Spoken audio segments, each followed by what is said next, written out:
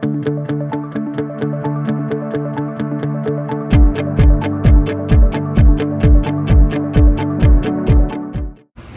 I'm Debbie. I'm Sheridan. And this is Beyond Fear to Freedom podcast. We're so excited that you're joining us today. And the topic we're going to be talking about today is reconciliation. Reconciliation. With the world going absolutely insane. Yes. I think it's a great topic to talk about, don't you? Much needed. And as we do talk about that, there's two scriptures that come to mind as I was hiking and praying this morning. It was from Isaiah 1:18, where God talks to Isaiah and says, let's sit down and reason together. So that's like, okay, I don't know what you're talking about. I don't get what you're saying. And I really I don't know. And so God's saying, well, sit down with me. Let's talk about it. Yes. We've had those kind of things. It's like, I don't know what you're talking about. And so the only way for us to get to the other side of that is to be willing to sit down, have a conversation, and to listen. Yes. And in what's happening in this world today, I don't think people have a heart to sit down and listen. What I've seen in the media today, and it's been happening for quite some time, not just recently, is everybody's just screaming their opinion. Yes. There's no conversation. There's no conversation. There's no communication. There's no place of really being able to share and be genuine and like you said, seeking to understand and truly listen to each other. I mean, I had to learn that was the biggest part of communication, is being able to listen. I didn't know how to listen. I knew how to tell you what I thought. Yeah, I knew how to be right, and then talk that up until you either probably left. Because I'm done. See ya. For real. Because I'm like shoving my perception and my rightness and my position down your throat until you agree with me. That was how I communicated and so conversed with people. That has nothing to do with let's sit down and reason. No, that's not reasoning at all. No. And you're right. Listening has to be a part of this. And so I've had some very interesting conversations regarding all that's going on. People with different backgrounds than I do. And the idea was I want to know what you're experiencing. I want to hear from you. Sit down and tell me why this is so important to you and why you see it this way. And then to be able to allow myself to be vulnerable in that, to have that person be vulnerable, and then still to have me feel free enough to be able to walk away saying, I've heard your story, I feel for you, my heart is in there, there's empathy. And will it change my opinion or perspective? It changes my perspective. It changes the way I look and think about things now. But it may not change my opinion. Yes. And that's okay. And you were able to come to have a connection happen from spirit to spirit on that same level. Absolutely. On that same level. And that's what it's about. In being from the church, right? Because we are Christians, is that the Word of God says, Jesus said, treat others the way you want to be treated. It's pretty straight up. And he says that in Matthew 7. Matthew 7, Jesus comes out and said, just treat people the way you want to be treated. And if we're screaming at each other and violating one another, is that really how you want me to treat you? I don't think so. Yeah, or let me tell you what to believe and how to think because I'm right. Oh yeah, that's true too. Yeah, and then and then there's no reasoning in it because I'm telling you what to do. Not at all. And that's the whole point of reconciliation, is coming to a place where you may not agree or approve, but there's acceptance. Yes. And there's still love and there's still connection. Okay. And so here's the question. How can we make a space that's safe where everyone can share and it's not about being right or wrong? There's no judgment. There's no shame. Everyone can just be authentic. I'm going to share. Yes. So this conversation that I had were two sisters of mine, and not the same color, right? Yes. And one person has been in my life for 14 years. I feel very confident and very safe with this woman. The other woman has been in my life for about 4 years, and I still have that same feeling of safety in with them. And so when I sat down and said, hey, I want to know about this, I didn't feel like I had a tippy toe around the topic. Right. I didn't feel like my question was going to be berated. I felt like I was received with, I'm glad you asked me that question. Yes. And it was just safe, it was real, it was authentic, it was long. We spent 3 hours talking, and it was just a beautiful time of getting to experience something that I hadn't experienced, not only in this challenging type of conversation, but also the challenging topic that it was. Yes. And we all came loving one another, and we all left loving one another, and not necessarily seeing completely eye to eye on things. Yes.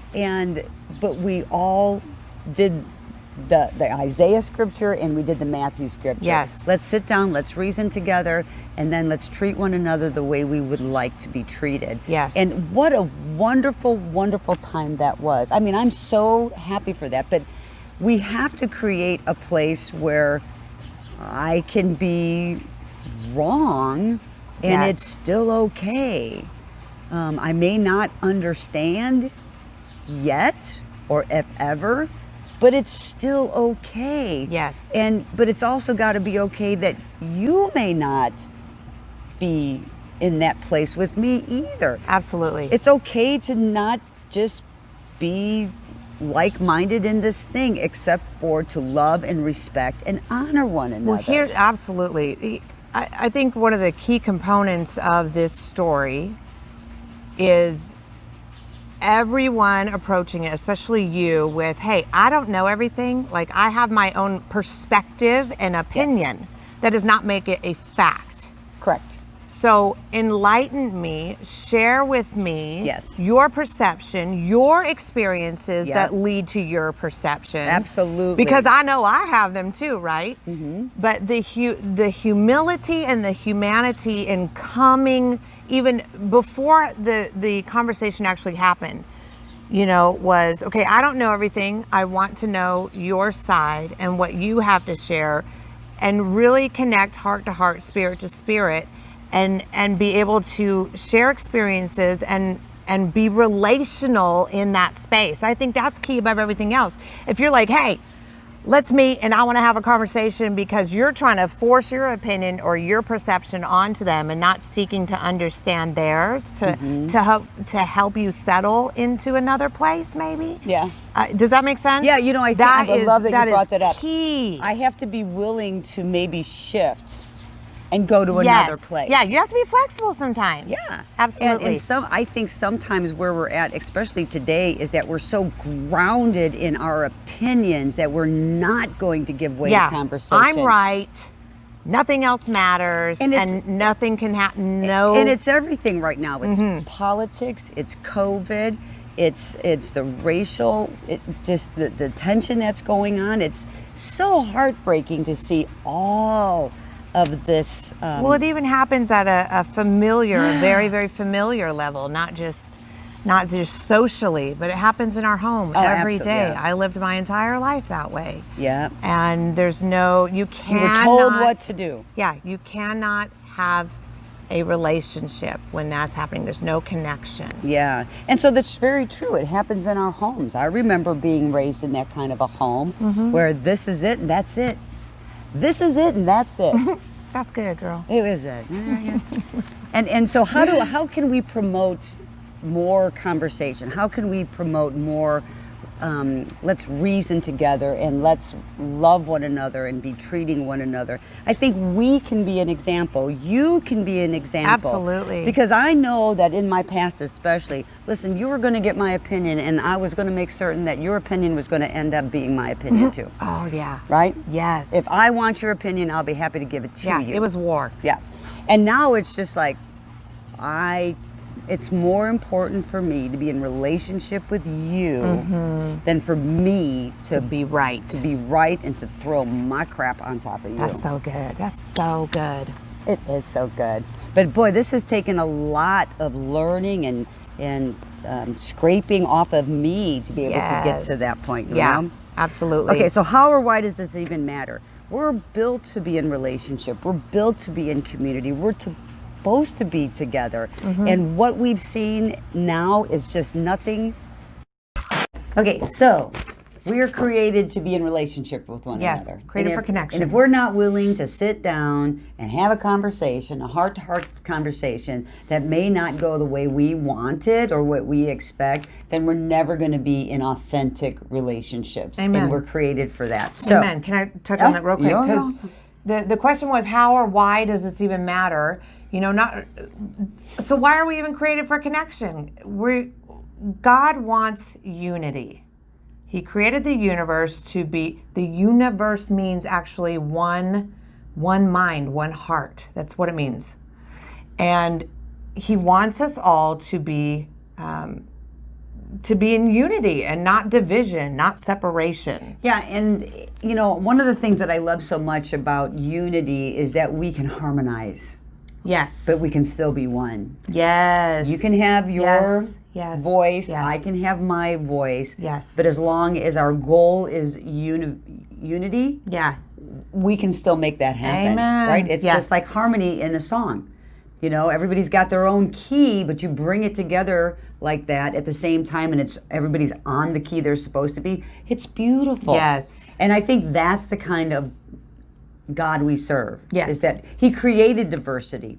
He created us to have the ability to reason. He created us with hearts that can have empathy and compassion and to treat one another the way we want to be treated. But we need to step out and start doing that. Yes. Because we haven't been doing that. Yes. And we can't thrive in life. I mean, suicides are up, addictions are up, domestic violence is up. Arguing, people are not being nice to one another on Facebook. They're having all these kind of issues. It's like, people, stop it. We're just feeding into the frenzy. We're feeding into the frenzy. Yes. And I don't want to add to chaos. I want to add to serenity. I want to add to understanding. I want to add to wholeness, right? Yes. That's why it's so important.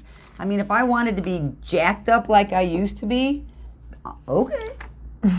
I'm fine just the way I am. Right. But I don't want to be jacked up the way I used to be. I like the life that the Lord has given me. Yes. I like the peace. I love the friendships. I love the relationships. I love the community He's placed around me. Yeah. I love my different way of thinking. Yes. I don't like being I don't like to be disciplined by the Lord sometimes. Though I still struggle a little with hard. that. It's, Yeah.